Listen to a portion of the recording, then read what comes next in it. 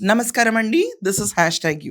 నిన్న నేను చేసిన వీడియోకి కింద కమెంట్స్‌లో "నువ్వు చూసావా ఒడిస్సాలో ఉండటం మా తమ్మినేని సీతారాం" అని చెప్పి ఒక బ్యాచ్ వచ్చి మెసేజ్‌లు రాసింది.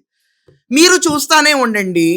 ఈరోజు ఒడిస్సాలో పోలీసులు లాక్కొచ్చి ఈడ్చుకొచ్చేది మాత్రం పారిపోయిన ఆమదాల వలస క్యాండిడేట్ తమ్మినేని సీతారాం. ఊరికే చెప్తానా ఒడిస్సా అని? జోక్ అయిపోయిందా? హైదరాబాద్‌లో ఆమదాల వలసలో మూల దాక్కున్నాడని చెప్పారా? He is in Odisha. ఇక్కడ ఏంటంటే కథ నేపథ్యంలో ఒక బ్రేకింగ్ పాయింట్‌కెళ్ళే ముందు చాలా మందికి కథ అర్థం కాలేదు. ఒక చిన్న సినాప్సిస్ 2 మినిట్స్‌లో చేస్తాను. ఇక్కడ తమ్మినేని సీతారాం మన మాజీ స్పీకర్. దేనికి ప్రసిద్ధి మాజీ స్పీకర్‌గా అని చెప్తే ఆయన జీవిత హిస్టరీలో కొన్ని మైలురాళ్ళున్నాయి. కానీ వాటన్నిటిని బీట్ చేసుకుంటూ నెగటివిటీ కూడా ఉంది మన తమ్మినేనికి. ఎంత ఎక్స్ట్రార్డినరీ అంటే ఉందా? సెన్స్ ఆఫ్ హ్యూమర్ అని చెప్పే అంత గ్రేట్‌నెస్ ఉంది. ఏంటి నా బిట్టేయండి ఇక్కడ. ఉందా?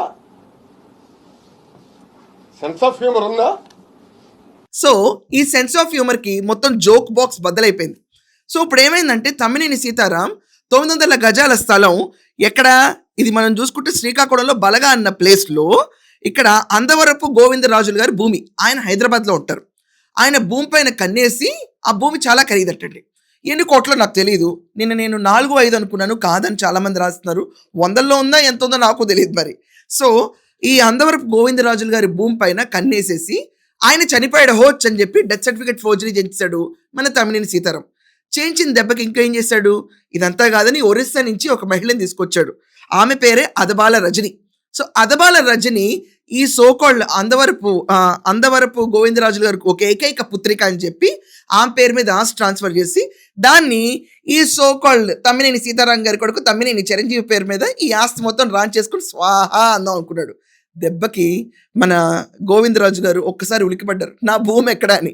మీ భూమి ఎక్కడ ఉందండి? మీరు చనిపోయారు కదా.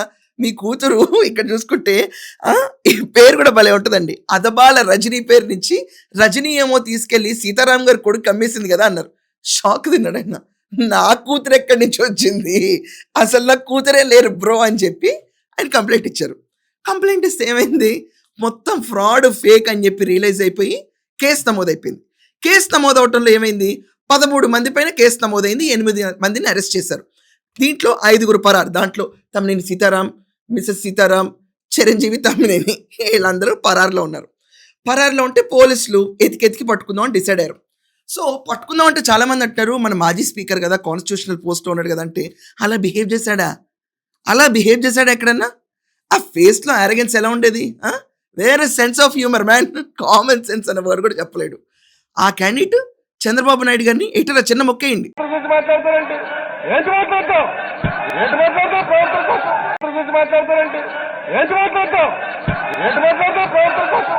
ఈ లెవెల్లో రెచ్చిపోయాడు. ఈ లెవెల్లో మన చంద్రబాబు నాయుడు గారి పైన రెచ్చిపోవడం ఒక్కటే కాదు, మన రాజధాని అమరావతిని శ్మశానం అని కూడా అన్నాడు. ఆ క్యాండిడేట్ అమరావతికి సంబంధించినాడు కూడా కాదు. అంత వికృత చేష్టలు చేస్తాడు.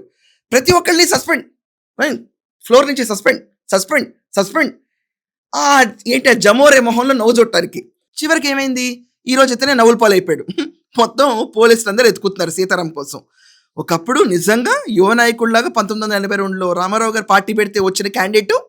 దాని తర్వాత చంద్రబాబు నాయుడు గారు టెన్యూర్లో మున్సిపల్ శాఖ మంత్రి, 2004లో ఓడిపోతే టీడీపీ నుంచి, 2009లో ప్రజారాజ్యంకి 2013లో ఓడిపోతే ఈ సోకాల్డ్ జగన్మోహన్ రెడ్డి పార్టీలో 13లో జాయిన్ అయ్యి స్పీకర్ అయ్యాడు. ఇలాంటి వేషాలన్నీ వేసేసాడు. సో పోలీసులు ఏం చేశారు? అబ్బా ఇక్కడ ఒరిస్సాలో ఎక్కడున్నాడని చెప్పి జస్ట్ జోక్ కాదండి, మొత్తం ట్రాకింగ్ పెట్టారు అతను చుట్టుపక్కల. Literally clean tracking. Police tracking అంటే ఎలా ఉంటుంది? గెద్ద చూసి పట్టుకోవాలనుకుంటే ఎలా పట్టుకుంటుందో ఆ లెవెల్లో పట్టుకుంటారు. శ్రీకాకుళం నుంచి నేను మన సీదిరికి అరెస్ట్. వాళ్ళ ఇంట్లో ఆవిడ ఏడ్చినా కూడా అరెస్ట్లు ఎవరు ఆపలేరు. వాళ్ళు చేసిన అక్రమాలు అలాంటి, దౌర్జన్యాలు అలాంటి. దాని తర్వాత ఇప్పుడు మన క్యాండిడేట్ తమ్మినేని సీతారాం శ్రీకాకుళం పరువు తీస్తున్నారు వీళ్ళందరూ నిజంగా. సో పోలీసులకు ఒరిస్సాలో ఇతను ఎక్కడున్నాడో లొకేషన్ తెలిసిపోయింది. మరి కాసేపట్లో గుంజుకు రావడమే తక్కువ ఆంధ్రప్రదేశ్కి తీసుకొచ్చి చేస్తారు. Jaganmohan Reddy what is this bro? ఒక్కొక్కరు మన వైకాపా వాళ్ళు ఇలా వెళ్ళిపోతున్నారు ఏంటంటారు.